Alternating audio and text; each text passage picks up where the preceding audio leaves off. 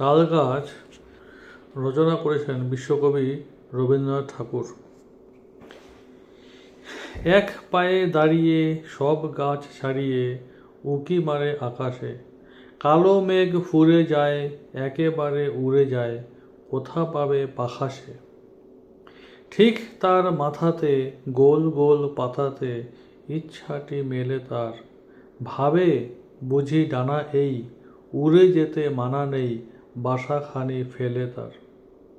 ঝড় ঝড় থর থর কাঁপে পাতা পত্তর, ওরে যেন ভাবে ও, আকাশেতে বেরিয়ে তারাদের এড়িয়ে যেন কোথা যাবে ও।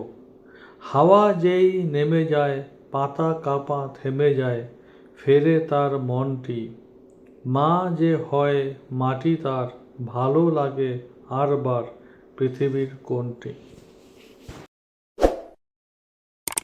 রবীন্দ্রনাথ ঠাকুরের লেখা তালগাছ কবিতাটি মূলত শিশু ভোলানাথ কাব্যগ্রন্থের অংশ। একটি শিশু ভাবনামূলক কবিতা, যেখানে তালগাছের একাকী দাঁড়িয়ে থাকার দৃশ্যের আড়ালে তার আকাশ ছোঁয়ার অদম্য স্বপ্ন ও কল্পনার জগৎ ফুটিয়ে তোলা হয়েছে। এই কবিতায় তালগাছ যেন মানুষের মনের অব্যক্ত ইচ্ছা ও কল্পনার প্রতীক। কবিতার মূল বিষয়বস্তু কল্পনার ডানা। তালগাছ তার গোলাকার পাতাগুলোকে ডানা মনে করে, যা দিয়ে সে কালো মেঘ ফুঁড়ে আকাশে ওড়ার স্বপ্ন দেখে।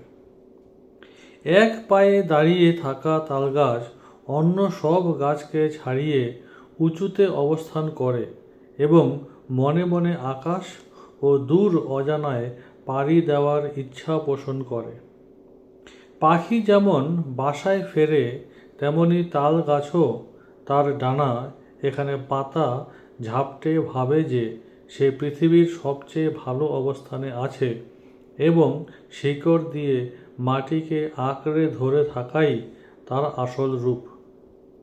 গ্রামীণ প্রকৃতির অন্যতম অনুষঙ্গ হিসেবে তালগাছের স্থবিরতা এবং তার মানসিক অস্থিরতার একটি মজার ও ছন্দময় চিত্র এখানে ফুটিয়ে তুলেছেন রবীন্দ্রনাথ ঠাকুর।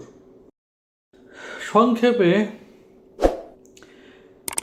তালগাছ হল প্রকৃতির বুকে স্থির দাঁড়িয়ে থেকেও অজানাকে দেখার আকাঙ্ক্ষায় বিভোর এক গভীর কল্পনার ফসল, যা ছোটদের মনে কল্পনার জগৎ তৈরি করে।